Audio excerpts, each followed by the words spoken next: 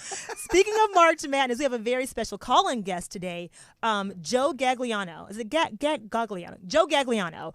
He is known infamously for orchestrating the biggest point-shaving scandal in the history of college sports, perhaps in the history of sports in general. His book, No Gray Areas, details his very first forays into the questionable decisions that took him from being a 20-something-year-old, trader, assistant, who turned into a multimillionaire by betting on games, which then landed him in prison. So he's now a convicted felon. He calls himself the world's stupidest smart guy. And so Joe is going to be calling in to talk about fixing Arizona State basketball back in the 90s. And we wanted to have him on during March Madness, but he couldn't because he had some other commitments that he might talk about. So I'm excited to have Joe call in a second. Yeah, I'm excited to read the book because this is, I grew up in Arizona. Yeah, This was actually happening while I was there. Oh, and I think Joe is joining us right now. Okay, so now we have Joe on the phone. Welcome to the Morning Score, Joe. We just talked about you, gave your introduction. How are you doing today? I'm doing good. I apologize if I'm late. No, you're right on time. Like, now we're both looking at our phones like, what time? No, you're perfect, Joe. You are perfect. So we just gave our viewers a little bit of an introduction about no gray areas. What was that? About no gray areas. And just so that people can get more familiar with you, Joe, give our audience a little bit about your background. Tell us how you started betting, I guess, illegally. Erica, it's been an interesting journey, that's for sure. The book, No Gray Areas, outlines for the first time the true details behind the ASU point-shaving scandal, which is, still one of the largest scandals in sports history. And I say that not to glamorize it or Hollywoodize it or anything like that, because this happened in 1993, 94. And what is that now, 22 years later, I have been offered deals after deals to tell the story. I never wanted to tell the story. I never wanted to put myself or my family back or in that spotlight with the negativity that was around it. But in 2008, when the financial world kind of fell apart, I was blessed. After the ASU scandal, I built a pretty large company, had some assets, and when the world fell apart in 2008, and a lot of people got kicked in the gut, and I ended up applying for an SBA loan with my father, and I could sit here and say that I was low-hanging fruit for the government. I could sit here and say that the bankers knew everything about it. I could sit here and tell you that my dad got fingerprinted for the loan, but long story short, I allowed my father's signature on that loan without the proper of a power of attorney. And so I ended up getting indicted again in 2012. Okay, so Joe, just hold on one second because I want to make sure everyone out there understands. So you spent your first 15 months in prison for the ASU point shaving scandal back in 2000. Is that correct? That's correct. I got indicted in 98. I got sentenced in 99, and I spent pretty much all of 2000 plus in prison for the point shaving scandal. And then you got in more trouble after the financial. No, Joe, listen, we're not ragging on you. I just want people to understand. No, I get it. I put this book out there with the goal to try to show people and teach people that some choices we make in life will have a consequence, no matter how big or how small we may think they may be.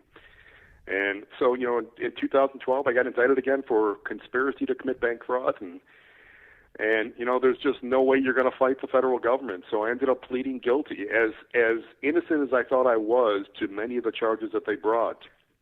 I did allow my father's signature to be signed on that document without the proper power of attorney.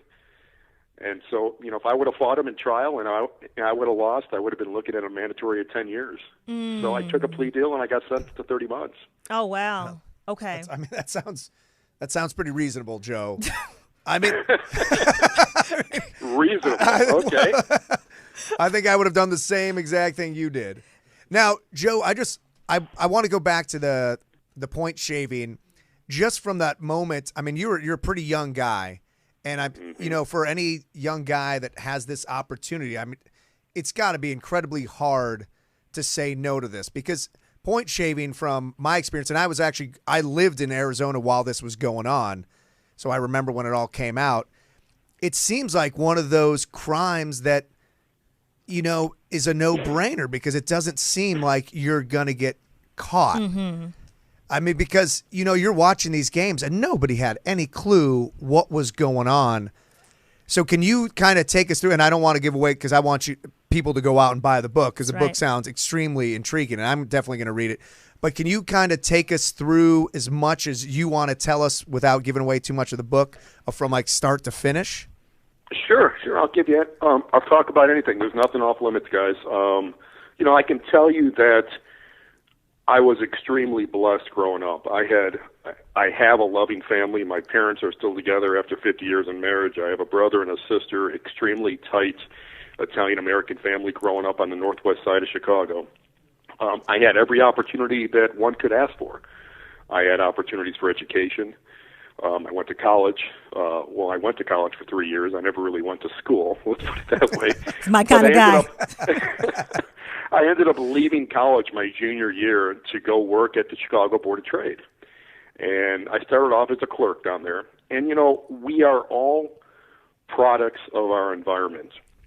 And here I am, a 22, 23-year-old kid working on arguably the most expensive financial market traded on the trading floor and so I'm looking up to, at that point in my life, I'm looking up to the successful traders.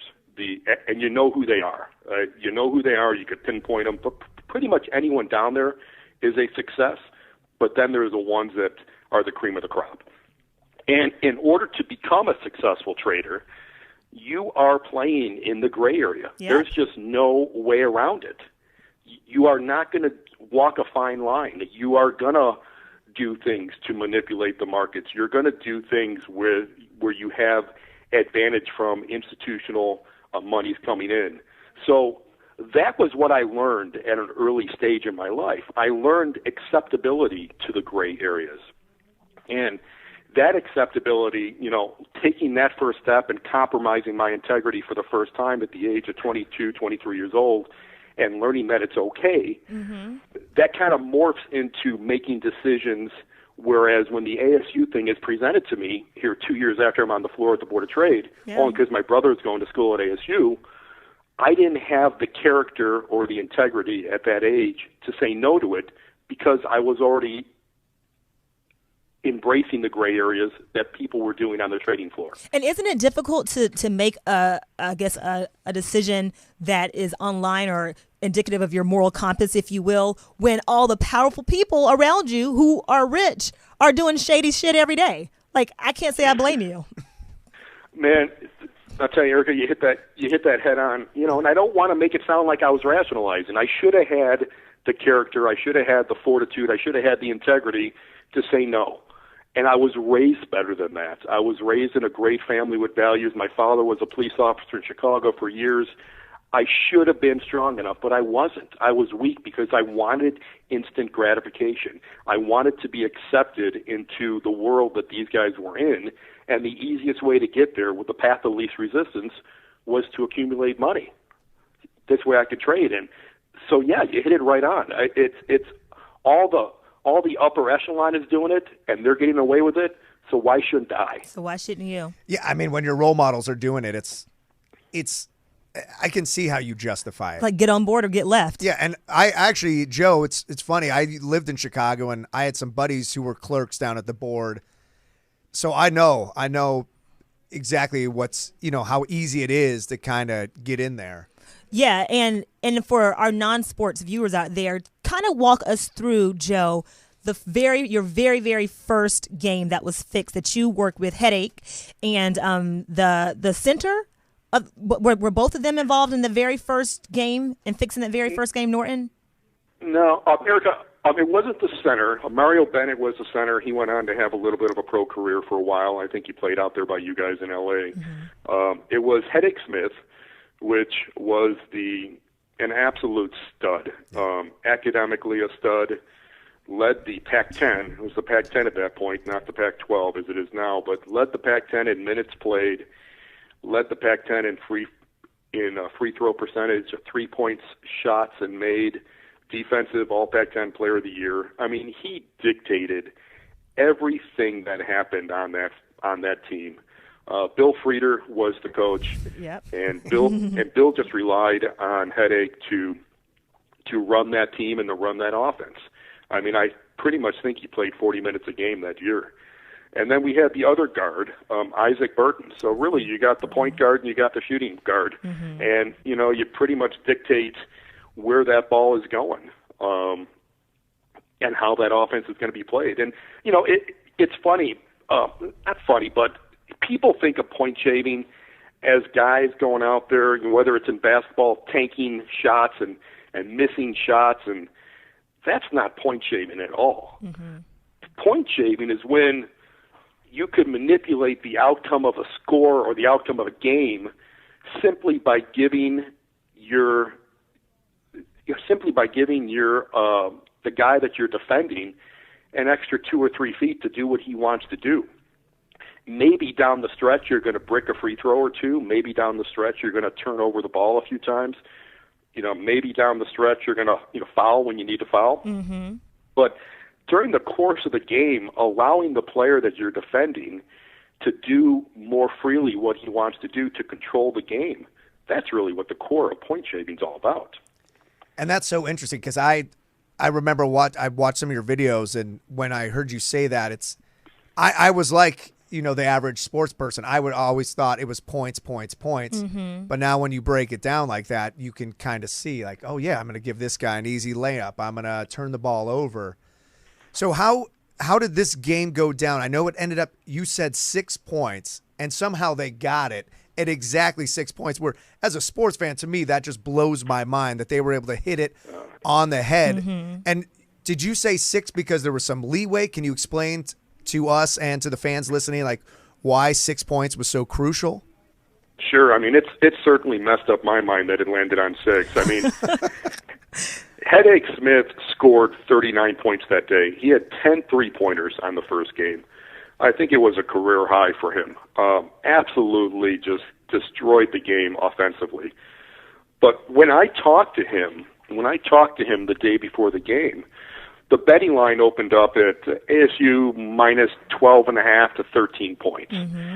So I knew I was going out to Vegas with a boatload of money. I knew I was going to bet with every bookmaker I could possibly get an account with, and I knew the action on that Thursday night game was going to move that line a little bit, because odds makers and bookmakers, the end of the day, a bookmaker doesn't really care who wins or who loses. All they care about is the 10% that they're charging.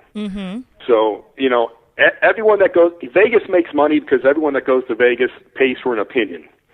So whether, if the Bears are playing the Packers and you guys bet the Bears and I bet the Packers, the bookmaker can care less who wins because they just made 10% off both of us. So that's the bookmaking game. Okay. But you look at this thing, the line opened up at 12.5 or 13. I knew when I bet the game with the dollars I was going to bet that the line would come down a little bit. So I figured, okay, if I move the line 2 or 3 points, the closing line is going to be 9.5 or 10, let's call it. Okay. So at that point, I told Headache the day before the game, I said, listen, this game's got to land 6. If it don't land 6, you're not getting paid. And the reason why I did that, because I figured there was no way in God's green earth this guy could possibly hit the number 6. He's going to miss it by a bucket. He's going to miss it by a couple buckets. And even if it landed 9, I'm still going to cash these tickets. True. And Joe, I want to ask you really quickly, did Headache already have a gambling debt at this point? He did. My brother went to ASU at the time and lived next door to a bookmaker on campus by the name of Benny Silman. And Headache and Benny lived next door to each other. And I guess Headache got into Benny for around $25,000 was the balance, in addition to what he had lost during that football season, what he had already paid. So this whole thing started with Headache trying to erase that $20,000 or $25,000 gambling balance. Okay. Oh, yeah, no. So then he lands on the 6 miraculously, and everybody's happy. So game 1, everybody's feeling good. And then, well, I was feeling good. I don't know about everyone else. You're rolling. How much did you make? How much did you make off of that game? You know, the first game, Erica, and it's all documented in the book. The first game, I brought $500,000 up in Vegas, and you know, I had 15 bookmaker accounts on the East Coast and in the Midwest. So, you know, I did well. You know, I know it was probably north of about $1 million after everything was said and done on the first game, and you know, it was. I'll talk about the indictment when you guys want to get there. I'm sure you want to chronologically go through each game, right? Well, I mean, we're not going to go through every single game because, again, we don't want to give away too much. But we just, you know, we want to make sure that people understand how it all started, at least. And I got you. Well, you know, the first game was a Thursday, and the second game was a Saturday, and it just so happened that Sunday was Super Bowl weekend.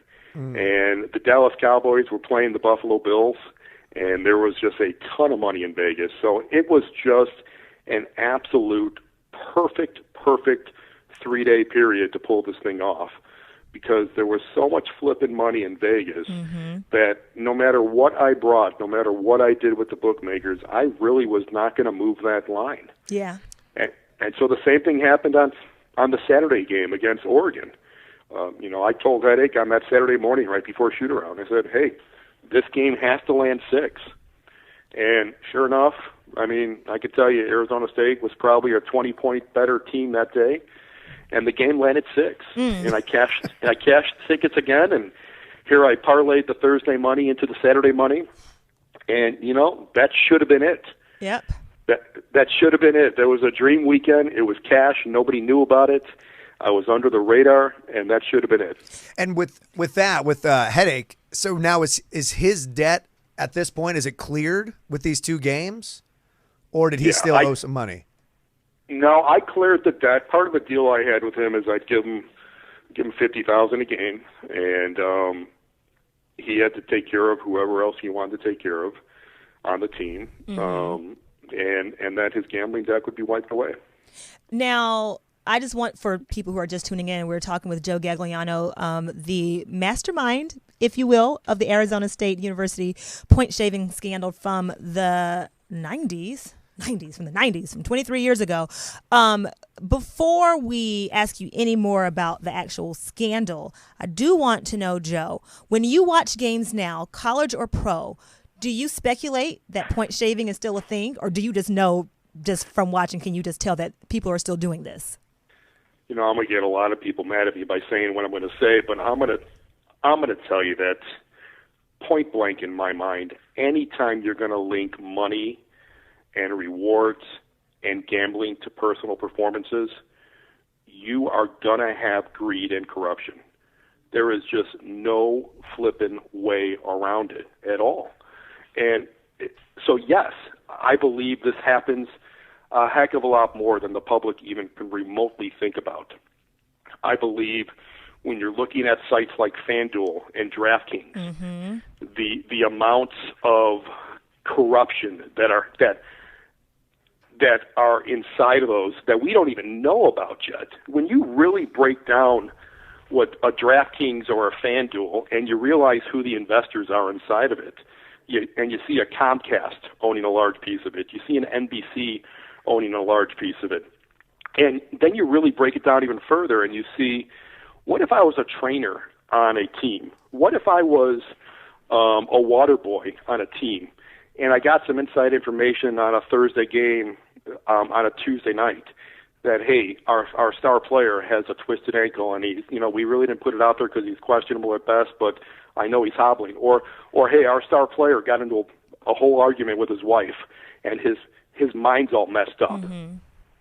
That's inside information. Now, if you had that inside information and you were on a board of a publicly traded company and you traded that stock based on that information, you would be indicted and they would throw away the key. Good point.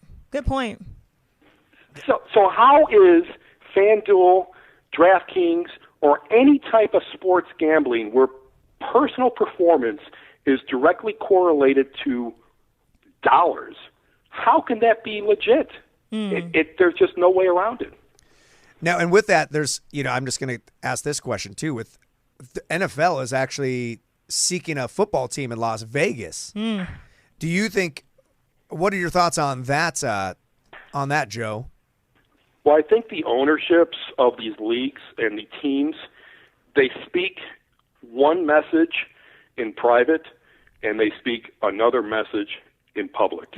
The message that they speak in public when they're talking about their anti-gambling, the integrity of the game, and the moral compass of their players, that's their message they preach publicly.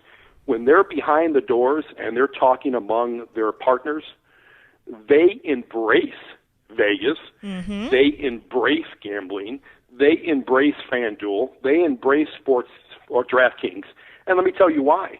Because when, like an idiot like me, let's say I had an account on FanDuel, and let's say I was home tonight and doing nothing but flipping channels on TV, and all of a sudden the Houston Rockets are going to play the armpit of the NBA. I don't even know what team's out there that's lousy right now. Lakers. Let's say the Rockets are playing the Lakers. Okay. Well, I know Kobe's coming out tonight, so you probably have some attention on that. But let's just say it was a normal night with two teams that are having horrific years. Okay. Now I'm at home on a couch on a Wednesday night. I am more prone to stay up and tune that TV on to that game because there's a FanDuel or a DraftKings that I can hand select players and I can have some bets actually going on that game. And that's what the owners of these teams love about it, because it'll draw attention to their sub-market teams or their subpar teams in ways that they could never get it otherwise. So basically, if I'm going to watch, let's say the Sacramento Kings are really sorry right now, I have a higher vested interest in watching them if I'm betting on one of their guards to do well. I'm going to actually watch the game, which means advertisers know that there are more eyes on their ads, which means owners are happy. So it's cyclical. It's a very incestuous relationship, it seems. It's all about the Benjamins. That's all it is, and it's no different why they're lobbying hard to get a team out there in Vegas, which for years they were against, because they realize the attention and attraction to their sports are driven by people, more so driven by people that have gambling interests or some type of monetary interest in the outcomes rather than the casual fan. Mm-hmm. Yeah. And before we let you go, I do definitely want to highlight the positive in your life, because you did make some egregious mistakes in your early 20s, but you somehow continued to stay, I guess, above the fray, because you always were smart enough to keep money aside and put things in different people's names so that you were always able to come out basically kind of on top, even though, you did serve your time. So describe some of your happiest moments now that you've closed that gray area of your life. Eric, I appreciate you saying that the way you said it, but, let me clarify something if I could. The haters are going to hate no matter what. I mean, I typed this book, and I decided to print this book, when I got out of prison, and I Googled my name, and I saw a magazine called The Mob Report, which I don't even know how the heck there's a magazine called The Mob Report. You're a mobster now, Joe. You're a mobster. Yeah, I guess so. And it was a 20th anniversary of the ASU thing, and these guys went in there and said that I was related to the notorious Joe Gagliano. I was his nephew, who's the crime boss out of Chicago. I'm involved in prostitution, loan sharking, all this craziness, right? Now, I've got 4 kids. My oldest kid is 20. My youngest son is 7, soon to be 8. And I'm thinking about this stuff, and that perception is reality. So my oldest daughter, her boyfriend, her parents thought I was the devil, because that's what their perception was about me, was what they saw on the internet.